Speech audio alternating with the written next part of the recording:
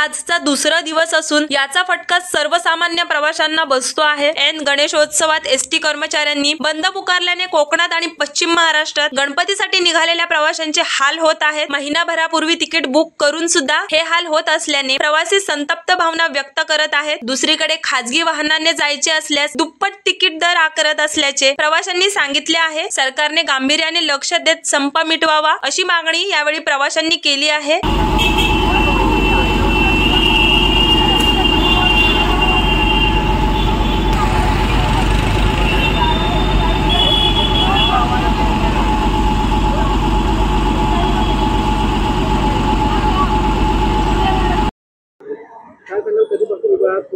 Actually मला जायचं आहे सातारला आणि मी इकडे जवळजवळ 2 तासापासून उभा आहे आणि गाडीचं काय अजून काय ठाव ठिकाण आहेच नाहीये।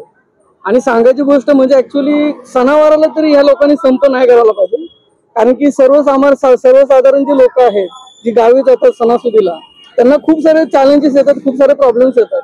आणि सगळ्यात महत्त्वाचे जे प्रायव्हेटवाले जे आहेत ना ते प्रायव्हेटवाले 200चे तिथे 400 डबल 3 पटीने पैसे मागतात। जर ह्या लोकांकडे जर असते पैसे तेवढे तर त्यांनी कशाला एसटीने प्रवास केला असता। तर तुम्ही कृपा करून हा संप मागे घ्यावा आणि सर्वसाधारण लोकांचा पण थोडासा विचार करा। ठीक आहे, तुम्ही बोलता बरोबर आहे, तुमचा काही प्रॉब्लेम असेल पण तुम्ही सणासुदीला करू नका। गणपती बाप्पा एवढा मोठा सण आहे, जवळजवळ 60 ते 70% लोक गावी जातात गणपतीला। आणि रत्नागिरी सारख्या ठिकाणी किंवा महाराष्ट्रामध्ये सगळ्यात मोठा सण हा गणपती आहे। तुम्ही ह्या सणाला जर असं केलं बाकीच्या वेळी काय करायचं मग लोकांनी। आणि हा माझा मुलगा आहे, 1 तास झालं 2 तास झालं कधीपासून त्याने लावलंय पप्पा गाडी कधी येणार गाडी कधी येणार, अजून आमची गाडी येत नाही। आरटी ऑफिस जवळ कुठे जायचं होतं तुम्हाला? चिपळूणला, मला चिपळूणवरून वेल्दूरला जायचंय। आता सकाळी किती वाजल्यापासून इथे उभे? 7 वाजल्यापासून। बस आहे नाही, गेल्या बसची माझ्या आधी। काय सांगाल मग सरकारला, काय सांगाल? बस यायला पाहिजे, आम्हाला बस नको मग कुठे जाणार आम्ही? आता गणपती आहे कोकणातच हो हो, नेमकं म्हणजे गणपतीसाठी काय सांगाल, कधीपासून उभा आहात? आम्ही 6 वाजता इथे उभी आहोत, 6 वाजल्यापासून।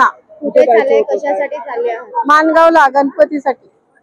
बस नाही का, काय सांगितलं? बस ना कॅन्सल केलं म्हणजे गावानं बस आली नाही तुमची। काय मागणी कराल सरकार? आम्हाला बस द्या, गाडी द्या आम्हाला जायसाठी। आता गणपतीला तर जाणारच भाग आहे ना, घरी गणपती घरी कोण नाही आमच्या। दुसऱ्या छोट्या गाड्या पण इथून जातात प्रायव्हेट, अब ते काय घेतात 400-500 रुपये मागतात, आम्ही काय करायचं त्यांनी जाऊन? काय सांगाल कधी? 7 वाजल्यापासून आम्ही उभे आहे इथे, पण एसटीची तिकीट काढले पण काही एसटीची काय भरोसाच नाही, असं झालंय। आणि संप चालू आहे, एकंदरीत सरकारला काय मागणी करा?